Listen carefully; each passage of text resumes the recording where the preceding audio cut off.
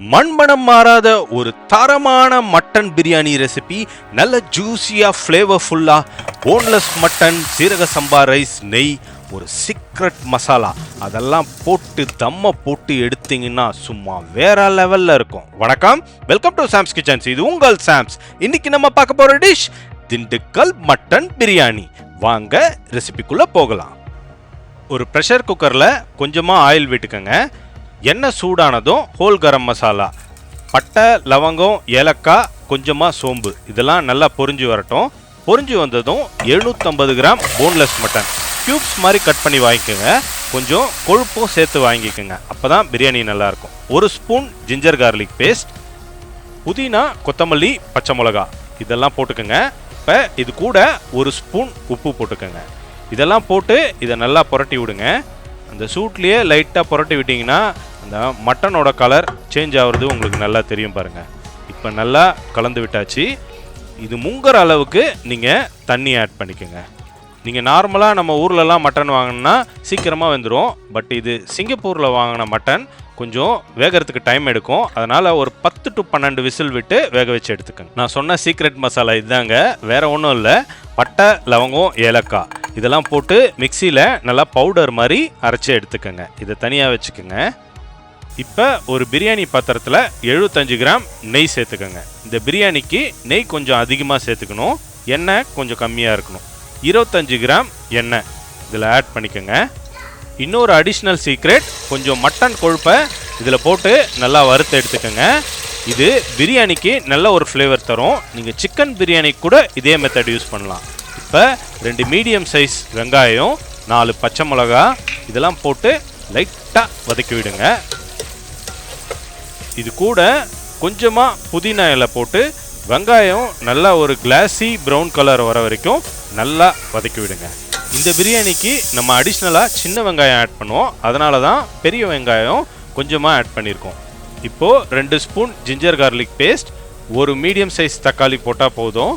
ஒரு பவுல் சின்ன வெங்காயம் நல்லா ஸ்மூத் பேஸ்ட்டாக அரைச்சி போட்டுக்கோங்க.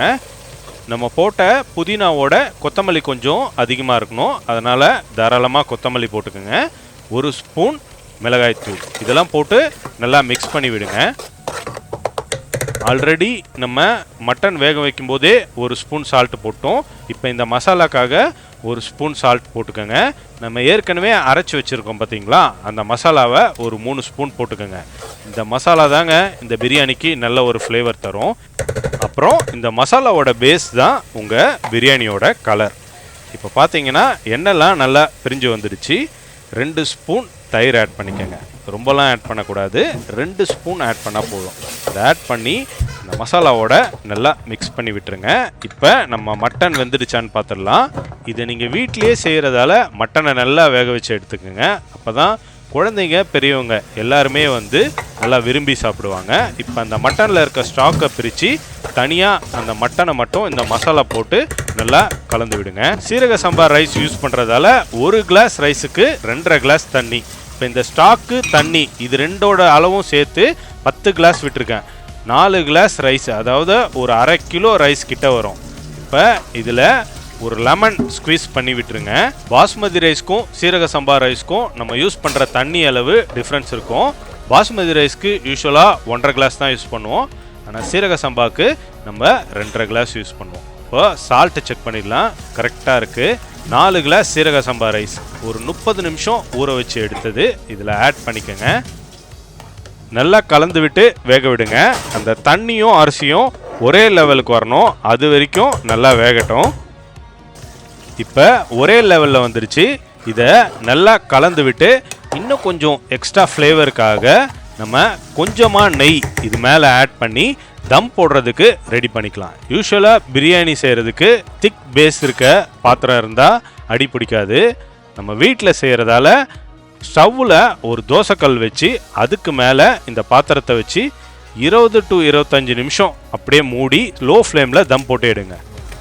அவ்வளோதாங்க, ஒரு juicy and flavourful Dindigul mutton them biryani ready.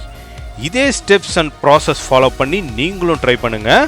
உங்கள் ஃபேமிலியில் இருக்க எல்லாரும் உங்களை பாராட்டுவாங்க. அப்புறம் என்னங்க இன்னும் வெயிட் பண்ணிக்கிட்டு இருக்கீங்க? கடைக்கு போங்க, உடனே மட்டன் சீரக சம்பா ரைஸ் வாங்கி இந்த வீக்கெண்ட் உங்க வீட்டில் திண்டுக்கல் மட்டன் பிரியாணி செஞ்சு என்ஜாய் பண்ணுங்க. இதை நீங்களும் ட்ரை பண்ணுங்க, சப்ஸ்கிரைப் பண்ணுங்க, கமெண்ட்ஸ் பண்ணுங்க. See you next delicious dish. நன்றி, வணக்கம்.